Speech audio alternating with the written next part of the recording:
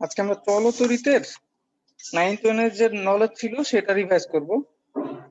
এটা দ্বিতীয় পত্রের তৃতীয় অধ্যায়ে আছে, আমাদের পদার্থবিজ্ঞান দ্বিতীয় পত্রের বইয়ের তৃতীয় অধ্যায়ে আছে। একটা ইম্পর্টেন্ট কথা হচ্ছে, এই অধ্যায় থেকে আমাদের 4টা প্র্যাকটিক্যাল আছে। দ্বিতীয় পত্রে মোট 8টা প্র্যাকটিক্যাল আছে, এর মধ্যে 4টাই এই অধ্যায় থেকে। আর অধ্যায়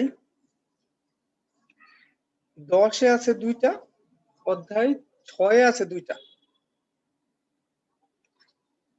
10-এর যে প্র্যাকটিক্যাল গুলো ওইগুলোও তড়িৎ সম্পর্কিত, ইলেকট্রনিক্স, ওইখানে 2টা আছে। 10-এ চ্যাপ্টার 10-এ 2টা যে প্র্যাকটিক্যাল আছে ওইগুলো তড়িৎ সম্পর্কিত। আসসালামু আলাইকুম স্যার। ওয়ালাইকুম আসসালাম।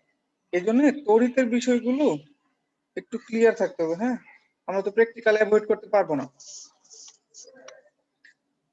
ওকে, আজকে তো 9-10 এর পড়া রিভাইজ, একটু দ্রুত যাইতে হবে। ওকে, 9-10 এ কি কি ছিল আমরা একটু দেখি। খাতা কলম রেডি রাখো, টপিকগুলো লিখি, তাহলেই তোমাদের মনে পড়বে।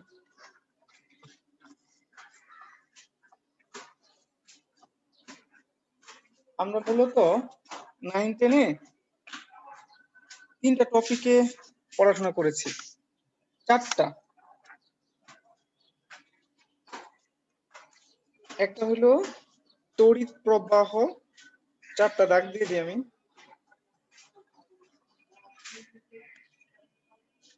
প্রথম ছিল তড়িৎ প্রবাহ সম্পর্কিত। এখানে আমরা প্রবাহ মাত্রা হিসাব করেছিলাম, কারেন্টের হিসাব করেছিলাম। তারপরে ছিল রোধ সম্পর্কিত, এখানে রোধের হিসাব করেছিলাম। তারপরে সরল বর্তনী ছিল,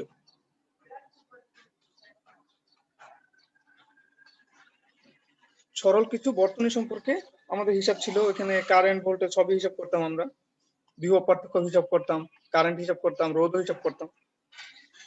4 নম্বরটা যে অংশটা ছিল সেটা হলো তড়িৎ ক্ষমতা,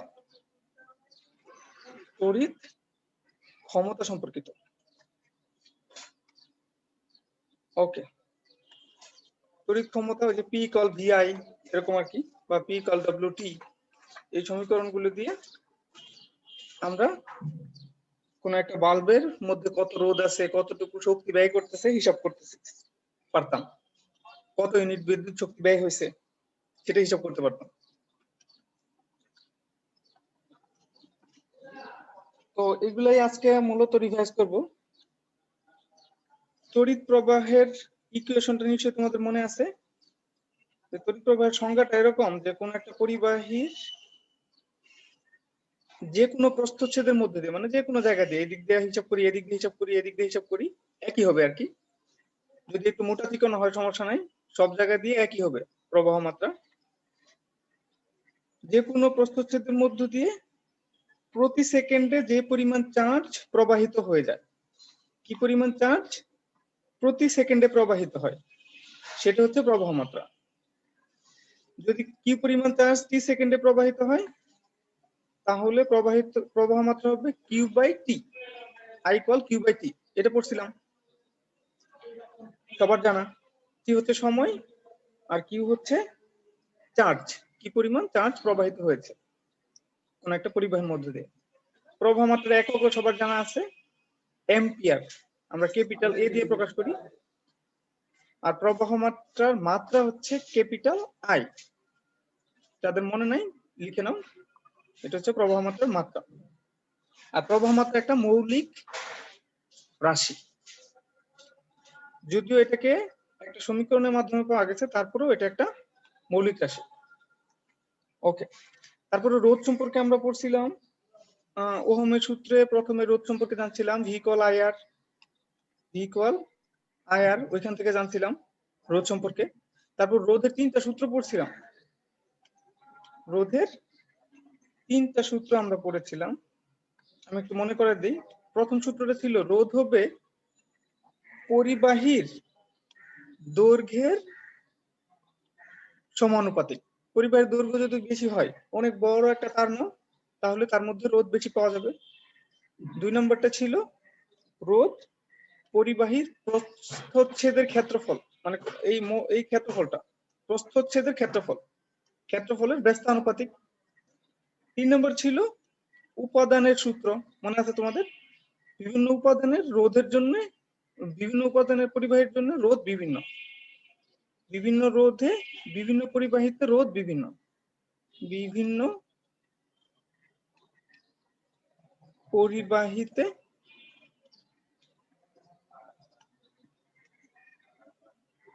রোধ বিভিন্ন। এর মানে হচ্ছে লোহাতে এক মিটার লোহা নিলা, এতে যে পরিমাণ রোধ তুমি পাবা, 1 মিটার তামা নিলে রোধ কিন্তু ভিন্ন পাবা, একই ব্যাসার্ধের তার যদি নাও। ওকে, এখান থেকে আমরা একটা সমীকরণ পড়ছিলাম, সমীকরণ পাইছিলাম। সমীকরণটা ছিল এরকম, R equal rho L divided by A. আর তো আমরা জানি রোধ, এল হচ্ছে পরিবাহীর দৈর্ঘ্য, এ হচ্ছে পরিবাহীর প্রস্থচ্ছেদের ক্ষেত্রফল, কতটুকু মোটা এই বৃত্তাকার অংশটুকুর ক্ষেত্রফল। আর রো হচ্ছে আপেক্ষিক রোধ, এটা সম্পর্কে আমরা জানি, পড়েছি আমরা। আপেক্ষিক রোধ, আপেক্ষিক রোধ এর একক হচ্ছে ওহম মিটার, আমরা জানি এটা। বর্তনী বলতে আমরা সরল বর্তনী শিখছি, ইন্টারমিডিয়েট আমরা কিছুটা জটিল বর্তনী শিখবো, কয়েকটা সূত্র শিখবো এখানে। আগেরটা একটু খেয়াল করে নেই। বর্তনীতে সাধারণত আমরা ভি ইকুয়াল আই আর এই সমীকরণ দিয়েই কারেন্ট গুলো বের করে ফেলতে পারতাম। ভি ইকুয়াল আই আর ওহমের সূত্র থেকে আমরা পারছিলাম। তো ভি ইকুয়াল আই আর দিয়ে আমরা ভোল্টেজ, কারেন্ট, রোধ বের করে ফেলতে পারতাম। বা এরকম আরেকটা সূত্র শিখছিলাম, আই ইকুয়াল ই বাই আর, এরকম শিখছিলাম। আর তোমাদের 2020 সালে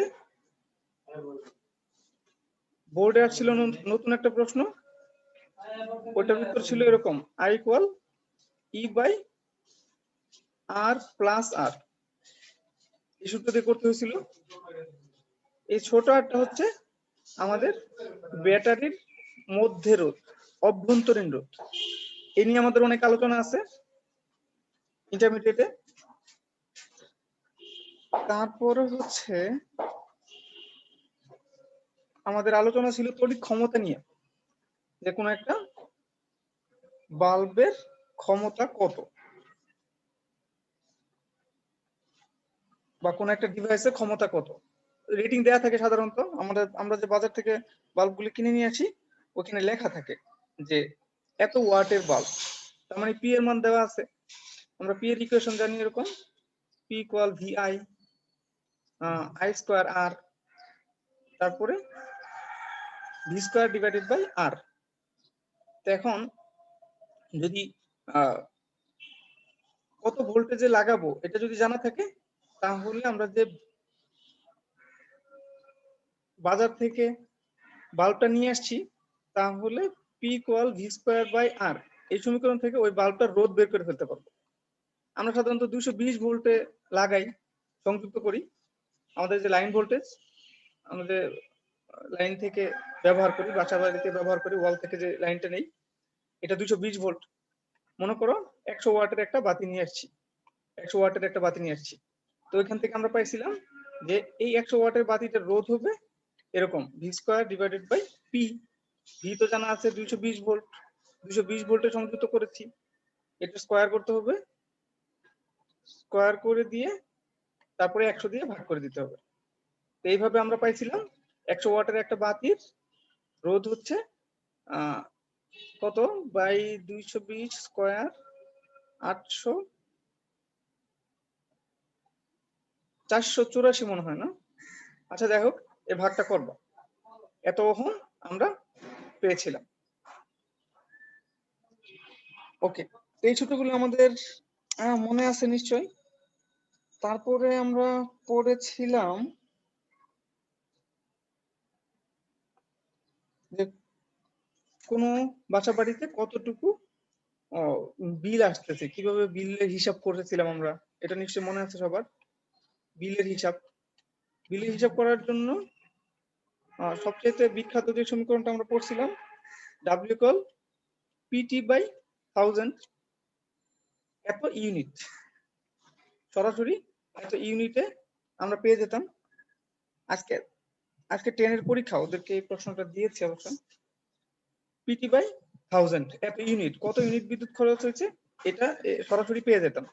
শর্ত হচ্ছে টিটাকে ঘন্টায় হিসাব করতে হবে, ঘন্টায় হিসাব করতে হবে, আর পি তো ওয়াটে হিসাব করলেই হবে।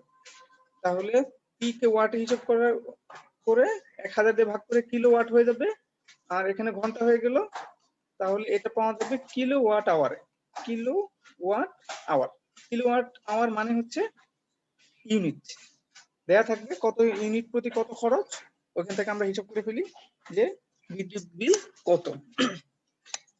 এখন হচ্ছে যদি এভাবে না বের করতে চাই, তাহলেও আমাদের সমীকরণ ছিল এরকম, P equal W by T, এটা তো জেনারেল একটা ফর্মুলা। এখান থেকে আমরা জানছিলাম ডাব্লিউ ইকুয়াল পিটি, পি এর যতগুলো সমীকরণ পাইছি তার সাথে টি দিয়ে গুণ করে দিলে আমরা ডাব্লিউর সমীকরণ পাই, মানে কতটুকু শক্তি ব্যয় হচ্ছে এই পি ওয়াটের ডিভাইস দিয়ে, কতটুকু শক্তি ব্যয় হচ্ছে প্রতি সেকেন্ডে বা প্রতি ঘন্টায়, কতটুকু শক্তি ব্যয় হচ্ছে সেটা আমরা বের করে ফেলতে পারতাম। VIT I square R T V square divided by R T, এটা শক্তি বের করার সমীকরণ। তো এখান থেকে বের করতে পারি শক্তি বের করে তারপরে এখান থেকে যদি সরাসরি শক্তি বের করি তাহলে কি করতে হবে, এই ডাব্লুটাকে 3.6 ইন্টু 10 টু দি 6 জুল দিয়ে ভাগ করে দিলে ইউনিট পাওয়া যাবে।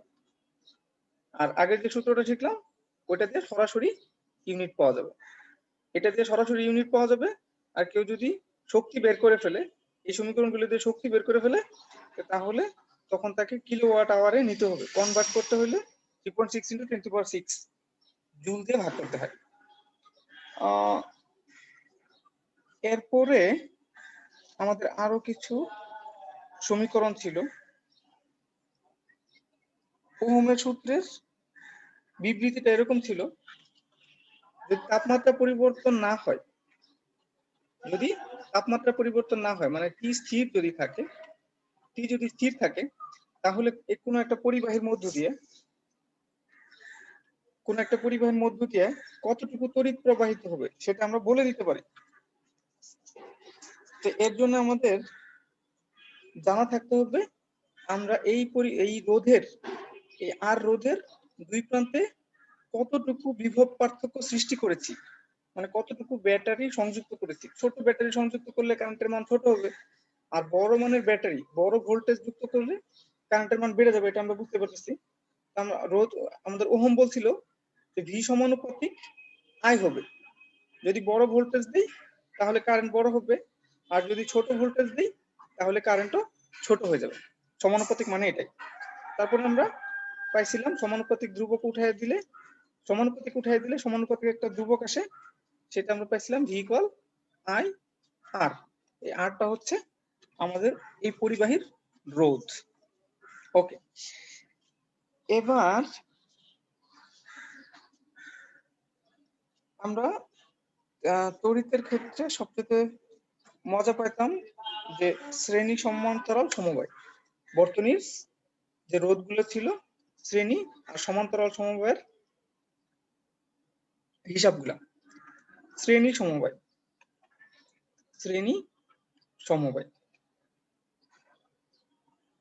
আর হচ্ছে সমান্তরাল সমবায়।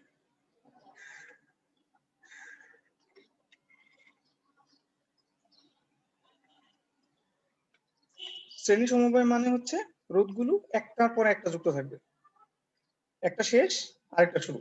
R1 শেষ হয়ে গেছে এখানে, তারপরে R2 যুক্ত হয়েছে, তারপরে R3 যুক্ত হয়েছে, এটাকে আমরা বলতাম শ্রেণী সমবায়।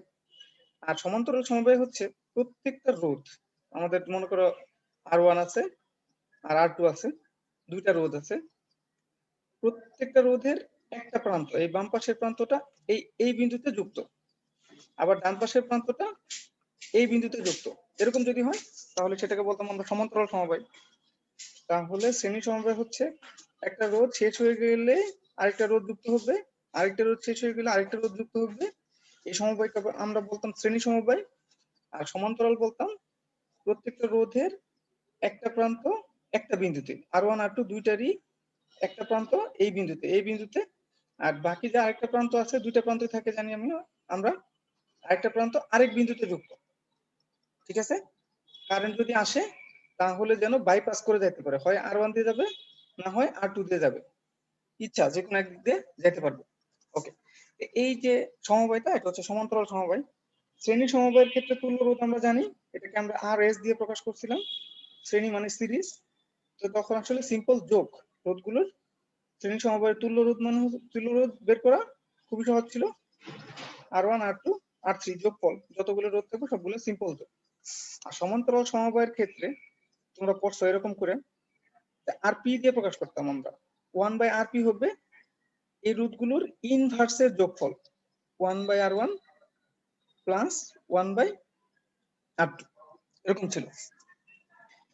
এটা তো সবার জানা, আমি একটু চেঞ্জ করে দেই, কারণ হচ্ছে যে এটা লিখতে যায় অনেকেই গুলায় ফেলে, গুলায় যেন না ফেলে এই জন্য আমি এখানে সরাসরি আরপি লিখি আর ওই পাশে ইনভার্সটা করে দিই।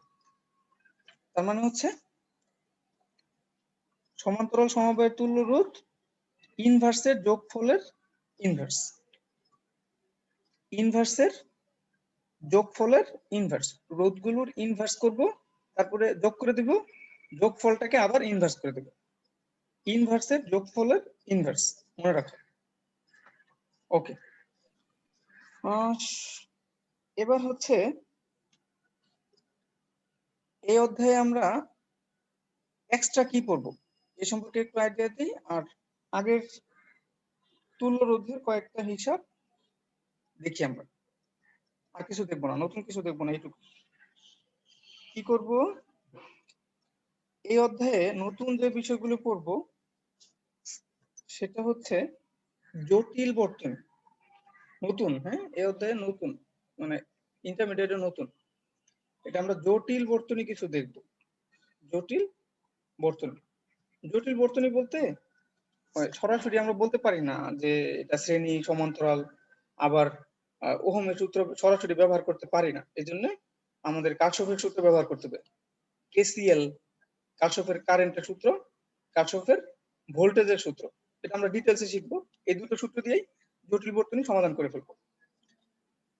কারশফের কারেন্টের সূত্র, কারশফের ভোল্টেজের সূত্র, কারশফস কারেন্ট ল, কারশফস ভোল্টেজ ল, বা প্রথম সূত্র দ্বিতীয় সূত্র, এরকম নামে ডাকি আমরা, বিভিন্ন নামে ডাকি। আরেকটা বিষয় শিখবো নতুন, সেটা হচ্ছে সেলের সমবায়। সেলের সমবায়, আমরা শুধু রোধের সমবায় পড়ছিলাম এসএসসি তে, এখানে আমরা সেলের সমবায় পড়বো। ওকে, এক্সট্রা আরেকটা জিনিস পড়বো, এটা হলো এসএসসি তে তাপমাত্রার সাথে রোধের যে সম্পর্ক সেটা আমরা দেখি নাই। ইন্টারমিডিয়েটে রোধের সাথে তাপমাত্রার, রোধের সাথে তাপমাত্রা একটা ফাংশন হিসেবে কাজ করে, এটা আমরা জানছিলাম শুধু যে তাপমাত্রা বেড়ে গেলে রোধ বেড়ে যায়, কোনো পরিবাহীর রোধ বেড়ে যায়। তো এটা আমরা এখানে দেখব অল্প। আমাদের যে প্র্যাকটিক্যাল গুলো আছে, প্র্যাকটিক্যাল গুলোর নাম তোমাদের বলি, তাহলে একটু হয়তো বুঝতে পারবা তোমরা। 4টা প্র্যাকটিক্যাল আছে এই অধ্যায়ে। প্র্যাকটিক্যাল 4টা প্র্যাকটিক্যাল, একটা হচ্ছে বেশিরভাগই রোধ সম্পর্কিত, রোধ সম্পর্কে ধারণা লাগবেই, রোধ নির্ণয় করা আর কি। কোন একটা তারের রোধ জানা নাই আমরা, ওইটা নির্ণয় করবো আর কি, অজানা রোধ নির্ণয় করা। আবার দুইটা ব্যাটারি আছে, দুইটা ব্যাটারির ভোল্টেজ মানে বিভব, ব্যাটারির ভোল্টেজের তুলনা, বিভবের তুলনা, বিভবের তুলনা করতে শিখবো আমরা। আর আরেকভাবে রোধ নির্ণয় করতে শিখবো আমরা। আর থার্ড যেটা, এটা হচ্ছে তাপের যান্ত্রিক সমতা। তাপের যান্ত্রিক সমতা বলতে আমরা তড়িৎ শক্তিকে যে তাপ শক্তিতে পরিণত করি আমাদের হিটারের মাধ্যমে, এখানের এই তড়িৎ শক্তি আর তাপ শক্তির অনুপাতটা কত, এটা হচ্ছে তাপের যান্ত্রিক সমতা, এটা আমরা নির্ণয় করব। মূলত তোমার খুব ভালো ধারণা লাগবে রোধ সম্পর্কে। তাপের যান্ত্রিক সমতা এটা আমরা জে দিয়ে প্রকাশ করি। ওকে, রোধ সম্পর্কে খুব ভালো ধারণা রাখবে, কোনো ধরনের কনফিউশন থাকা চলবে না। তোমাদের বইতে খুব সাধারণ কিছু সমীকরণ তোমরা দেখছিলা, সার্কিট দেখছিলা, এরকম সেল যুক্ত সার্কিট দেখছিলা। এখন তোমাদেরকে একটু জিজ্ঞাসা করবো আমি, মনে করো দুইটা সেল এইভাবে যুক্ত আছে, তোমাদের বইয়ের ছবি, মানে 9 10 এর বইয়ের ছবি, ইন্টারমিডিয়েটের বইয়ের ছবি না। তো দুইটা সেল এইভাবে নিচের দিকে আর্থিং করা আছে, মনে করো এটা 5 ভোল্ট, এটাও 5 ভোল্ট। তাহলে এই এ বিন্দুতে ভোল্টেজ কত হবে? কারো কি মনে আছে? স্যার শূন্য না?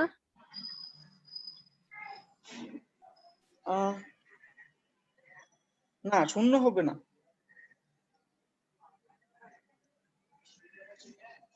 এটুকু মনে করাই দিই তোমাদের, এই গ্রাউন্ড হচ্ছে শূন্য, তো গ্রাউন্ড থেকে আমরা এ পর্যন্ত যাব, আমাদের টার্গেট হলো গ্রাউন্ড থেকে এ পর্যন্ত যাওয়া। তো যদি আমরা এই যে ব্যাটারির নেগেটিভ থেকে পজিটিভে যাই, নেগেটিভ থেকে পজিটিভে যাই, তাহলে আমরা হিসাব করব +5 প্লাস ভি, এখানে তাহলে +5 ভোল্ট। যদি যদি ভোল্টেজ সমান্তরালে যুক্ত থাকে তাহলে ভোল্টেজ বাড়ে না, যে এখানে একটা 5 দেয়া আছে, এখানে একটা 5 দেয়া আছে, এর কারণে 10 হবে না, এখানে হয়ে যাবে শুধু 5, একটা +5। এবার তাহলে তোমরা নিশ্চয়ই পারবা, যদি আমি এবার ব্যাটারির পোলারিটি চেঞ্জ করে দিই, খেয়াল করে দেখো, এগুলো কিন্তু বেসিক কনসেপ্ট, এগুলো নিয়ে আলোচনা হবে না আর, যেহেতু এসএসসি তে পড়ে আসছো। এবার যদি আমরা এরকম 5 ভোল্টের দুইটা ব্যাটারি সমান্তরালে যুক্ত করে এরকম আর্থিং করে দেই, তাহলে এই বিন্দুর ভোল্টেজ কত হবে? -5। হ্যাঁ, এটা হবে -5। তো আমরা কিভাবে করলাম? এটা তো শূন্য, এটা পজিটিভ, তাহলে আমরা যদি পজিটিভ থেকে নেগেটিভের দিকে যাই, তাহলে এই বিভবটাকে মাইনাস হিসেবে কাউন্ট করব। ঠিক আছে? ওকে, এবার তোমাকে যদি দুইটা সেল এইভাবে দেয়া হয়, তো একটা 5 ভোল্ট আর একটা 10 ভোল্ট, তো নিচের দিকে আমি এইভাবে আর্থিং করে দিলাম, তাহলে এই বিন্দুর ভোল্টেজটা মাপতে চাই, তাহলে কত হবে কেউ একজন বলো তো?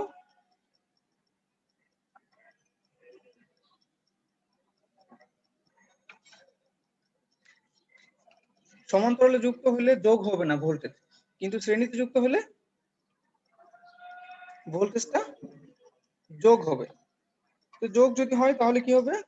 আমরা প্লাস থেকে মাইনাসের দিকে যাচ্ছি, দুইটাই প্লাস থেকে মাইনাসের দিকে যাচ্ছি, তাহলে এখানে যখন যাব তখন -10, আবার এখানে যখন যাব তখন -5, তাহলে -10 -5 -15 ভোল্ট। ওকে, এবার যদি আমাদের সার্কিটটা এরকম হয়, উল্টা হয়, উপরের দিকে প্লাস নিচের দিকে মাইনাস, তোমরা জানো ছোটটা মাইনাস উপরের বড়টা প্লাস, এরকম যদি হয়, এটাকে আর্থিং করে দিলাম, তাহলে এইটাকে এবার যদি আমি 5 ভোল্ট, এটাকে 5 ভোল্ট বললাম, তাহলে এই বিন্দুতে ভোল্টেজ কত হবে?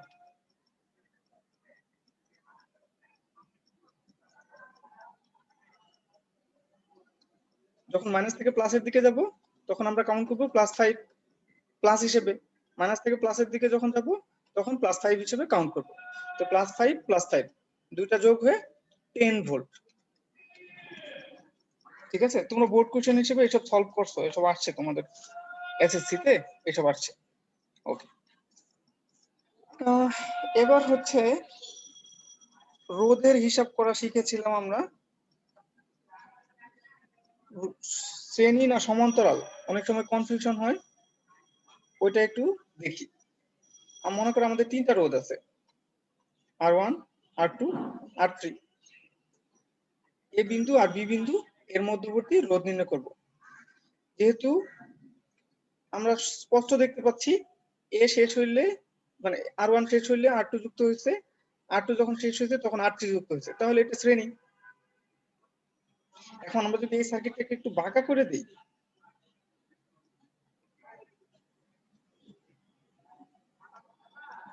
এটা R1, এটা R2, এটা R3, এই পাশে A বিন্দু, এই পাশে B বিন্দু, এরকম দিই।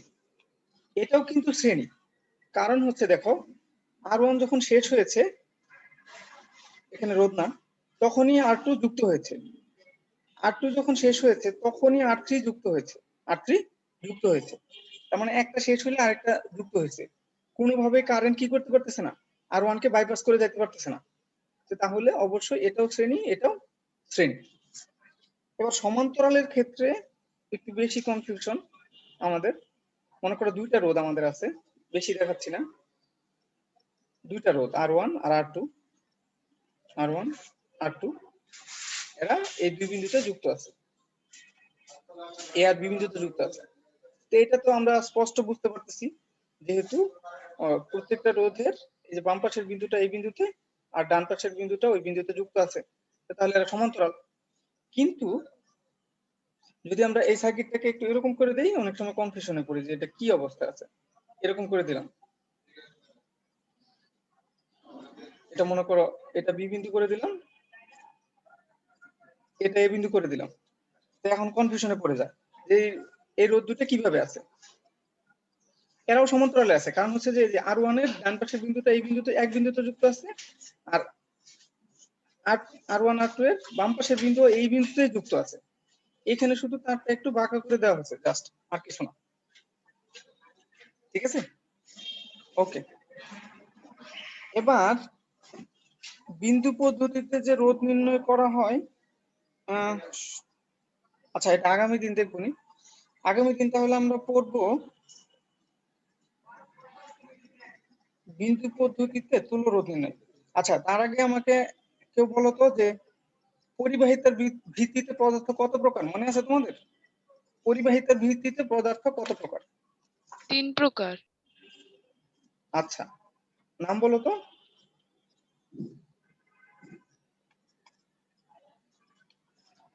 পরিবাহী, অপরিবাহী আর অর্ধপরিবাহী। ওকে, পরিবাহী, অপরিবাহী, অর্ধপরিবাহী।